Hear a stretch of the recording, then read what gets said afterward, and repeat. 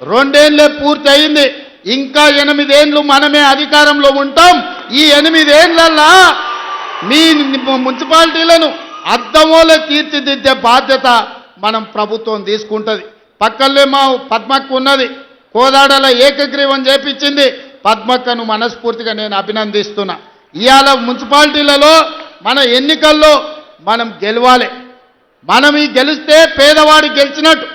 ఈ ఎన్నికల్లో గెలవడం ద్వారా మీ బస్తీలు అభివృద్ధి జరుగుతాయి, మీ కాలనీలు అభివృద్ధి జరుగుతాయి. అభివృద్ధి జరగాలంటే అధికార పార్టీ గెలవాలి. అప్పుడే మీకు నిధులు వరదై పారుతాయి, మీ ప్రాంతాన్ని అభివృద్ధి చేసుకునే అవకాశం ఉంటుంది. చివరగా ఒక్క మాట చెప్పదలుచుకున్నా. మిర్యాలగూడలో లక్ష్మారెడ్డి టికెట్ అడిగాడు, శంకర్ నాయక్ టికెట్ అడిగాడు, రఘువీరెడ్డి టికెట్ అడిగాడు. అవునా? అవునా? ఎన్నికలప్పుడు లక్ష్మారెడ్డి ఎమ్మెల్యే అయిండు, శంకర్ నాయక్ ఎమ్మెల్సీ అయిండు, రఘువీరెడ్డి ఎంపీ అయిండు. ఏనన్నా 3 పదవులు ఒక ఎమ్మెల్యే అడిగిన టికెట్లలోకి వచ్చినావా? మీరు ఆలోచన చేయరు. మా కొడంగల్లో కూడా నేను ఇచ్చుకోలేకపోయినా. కానీ మిర్యాలగూడ కార్యకర్తల అదృష్టం, టికెట్ అడిగిన ముగ్గురికి ఒక ఆయన ఎమ్మెల్సీ, ఒక ఆయన ఎమ్మెల్యే, ఇంకొక ఆయన ఎంపీ అయిండు.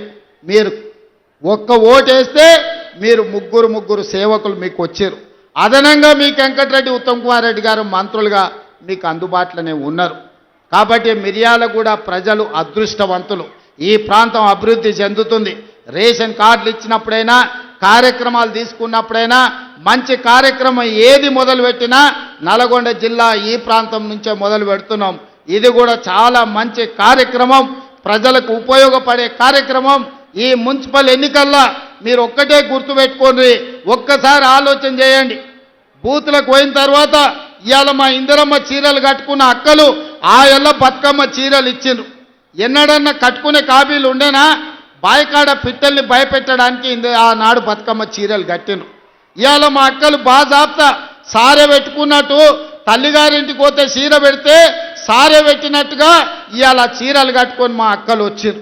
ధైర్యంగా ఇది మా ఇందిరమ్మ చీర, మా ప్రభుత్వం ఇచ్చిందని కట్టుకొని వచ్చారు.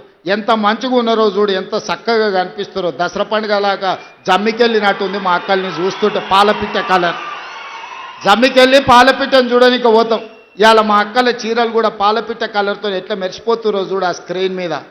మా మగోళ్ళు అందరూ కూడా వాళ్ళు అడిగేటట్టు మాకు కూడా ఇస్తే మేము కూడా కట్టుకుంటామని.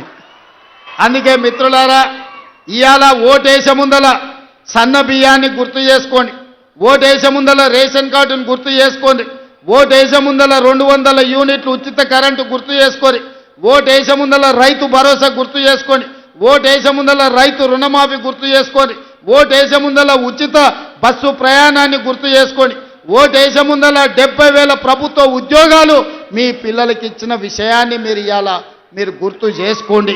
ఇట్లా ఓటుకు లైన్లో నిలబడ్డప్పుడు 2 ఏళ్లలో మనకేమైనా వచ్చిందా? 2 ఏళ్లలో ఇందిరమ్మ ఇల్లు మాకు ఎన్ని వచ్చినాయని లెక్క తీసుకోండి.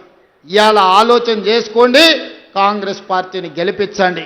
మీరందరూ ప్రతి ఒక్కరికి చెప్పండి, ఈ ప్రభుత్వం మనది, మన ప్రభుత్వాన్ని గెలిపించుకోవాల్సిన బాధ్యత ఈ ప్రభుత్వాన్ని